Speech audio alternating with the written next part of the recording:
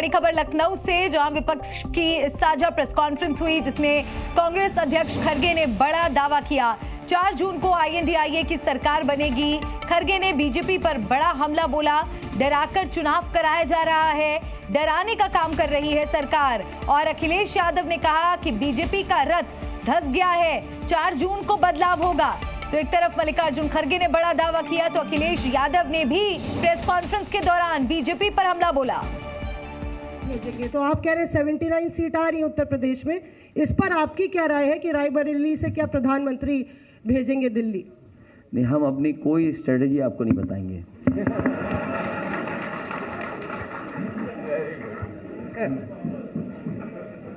मैं किस बूथ पे बीजेपी हारी हम क्यों बता दें इनको? नहीं, मैं राहुल गांधी पर सवाल कर रही हूं। उसमें भी कोई नहीं बताइए, हमारा स्ट्रेटेजी का पार्ट है। अब मैं आखिरी एक है मिस्टर राजीव सिंह अविनाश जी खरगे साहब से पूछना चाहते हैं, 400 का क्या नारा बैकफायर कर गया बीजेपी के? अखिलेश जी ने जवाब नहीं दिया खरगे साहब से कि 400 का नारा क्या बैकफायर कर गया है बीजेपी के लिए? जो कम वोट प्रतिशत है वो किसका वोटर घर बैठा है? देखिए, वोटर किसका है तो अभी हम गिने जवाब नहीं, दे चुके हैं, लेकिन ये आप युवा पूरे नाराज है, इसलिए अनएम्प्लॉयमेंट, ये जो बेरोजगारी का ये है मुद्दा है, इसीलिए बहुत से युवा जो उनके आगे पीछे पहले फिरते थे अब कम इसलिए हुए कि उन्होंने जो वायदे किए थे उन वायदों को उन्होंने कभी नहीं निभाया। शांति जी, आप कोई नहीं डराएगा बोलिए किसी को। बोलिए खरगे जी, आखिरी प्रश्न। खरगे जी, प्रमोद कृष्णन कह रहे हैं कि अगर राहुल गांधी आएंगे तो राम मिनट, मंदिर का प्रश्न आ जाए। तो समाजवादी पार्टी के अध्यक्ष अखिलेश यादव ने दावा किया कि बीजेपी का विजय रथ न सिर्फ फंस गया है बल्कि ये धंस भी गया है। उन्होंने दावा किया कि 4 जून को बदलाव होगा और देश को नई सरकार मिलेगी। सुनाते हैं आपको। जन समर्थन इंडिया गठबंधन के लिए जनता में दिखाई दे रहा है। आने वाले समय में 140 करोड़ की जनता भारतीय जनता पार्टी को 140 सीटों के लिए भी तरसा देगी। भारतीय जनता पार्टी का रथ फंस नहीं गया है, धंस गया है, और इसीलिए उनकी भाषा बदली है।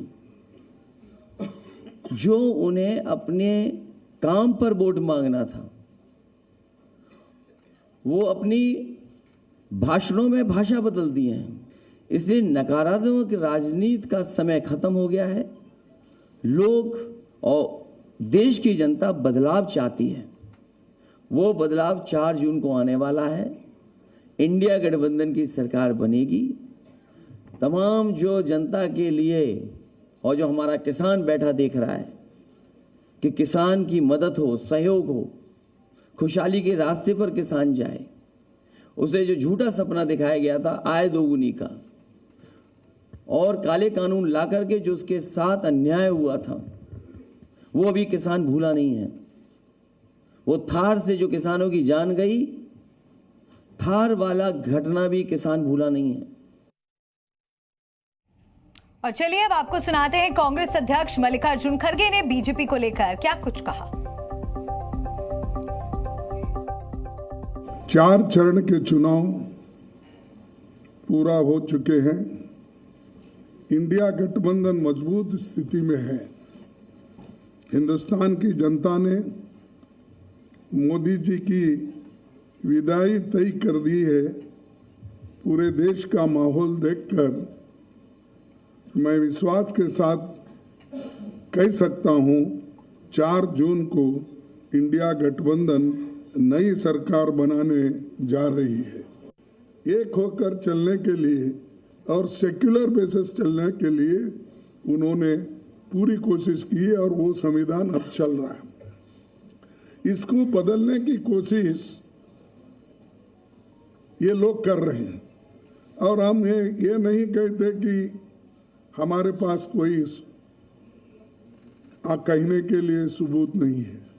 ये तो पहली बार हमारे आरएसएस के नेता मोहन भागवत ने कहा, अगर हम आएंगे तो बदलाव लाएंगे संविधान में। जी मीडिया संवाददाता रवि त्रिपाठी इस खबर पर मेरे साथ जुड़ गए, सीधा हम उनका रुख करेंगे।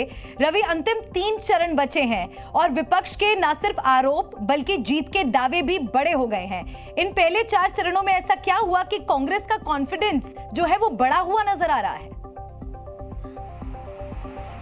नहीं, देखिए, इस पहले 4 चरण में जो साउथ के जो इलेक्शंस थे साउथ इंडिया के, उसमें कहीं ना कहीं कांग्रेस पार्टी को लगता है कि वो अच्छा गेन कर रही है। जैसे पहले सिर्फ केरल में और तमिलनाडु में कांग्रेस थी, इस बार उसको लगता है कि तेलंगाना में भी वो अच्छा कर रही है और साथ साथ आपको कर्नाटक में भी अच्छा कर रही है, तो इसलिए उसका ग्राफ बढ़ रहा है। कर्नाटक में वो बीजेपी से सीटें छीन रही है, तो कहीं ना कहीं जो नारा कांग्रेस पार्टी ने दिया कि बीजेपी जो है उत्तर में हाफ है और साउथ में साफ है, नॉर्थ में एक तरह से कहा जाए हाफ है और साउथ में साफ है, तो नारा इस वजह से दिया। और दूसरी चीज होती है कि स्ट्रेटजी का पार्ट होता है। देखिए, बीजेपी बार बार कह रही है कि हम 400 पार है, प्रधानमंत्री मोदी कह रहे हैं कि कांग्रेस एक भी सीट नहीं जीतेगी, तो दूसरी तरफ अखिलेश यादव कह रहे हैं कि सिर्फ 79 सीटें कांग्रेस गठबंधन जीतेगा और 1 सीट सिर्फ बीजेपी सीट जीतने जा रही है, यानी बनारस की सीट आप उनके लिए शायद छोड़ रहे हैं। तो कुल मिलाजुलाकर ये स्ट्रेटजी होती है। जो अनडिसाइडेड वोटर होता है, जो अभी तक तय नहीं कर पाता है कि किसकी तरफ जाना है, उसको कैसे टारगेट किया जाए। देखिए, कुछ वोटर पक्का होता है फिक्स की, जो यादव मुस्लिम वोटर है वो जाएगा सपा के साथ, जो कांग्रेस का कैडर होगा कांग्रेस के साथ जाएगा, जो बीजेपी का कैडर होगा वो बीजेपी के साथ जाएगा, आरएसएस के साथ जाएगा। लेकिन कुछ जो वोटर होता है ये सोचता है कि कहाँ जा रही है, हवा किधर जा रही है, तो ये हवा बनाने की कोशिश दोनों तरफ से की जाती है। बीजेपी भी करती है, प्रधानमंत्री मोदी ने आप देखिए नॉमिनेशन के जरिए, तमाम इंटरव्यू के जरिए एक माहौल बनाने की कोशिश की है, तो विपक्ष भी चाहेगा कि उसके काट करने के लिए कॉन्फिडेंस अपने वोटर में देना कि हम भी जीत रहे हैं। ऐसा नहीं कि हमने सरेंडर कर दिया है, तो सरेंडर करने वाला स्थिति नहीं देकर एक कॉन्फिडेंस देना अपने वोटरों में, और जो अनडिसाइडेड वोटर होता है उसको अपनी तरफ लाने के लिए स्ट्रेटजी होती है। देखिए, अखिलेश यादव ने आज बड़ी बात कही है कि बहुजन समाज के लोग यानी दलित वोटर जो है, देखिए संविधान जो बचाने की बात की जा रही है और संविधान खत्म करने की बात की जा रही है, वो विपक्ष का एक बड़ा मुद्दा है, जिसकी वजह से बीजेपी परेशान है। कहीं ना कहीं बीजेपी इसीलिए धर्म के बीच पर काम कर रही है। मंडल और कमंडल की राजनीति फिर से शुरू हो गई है 35 साल के बाद देश में।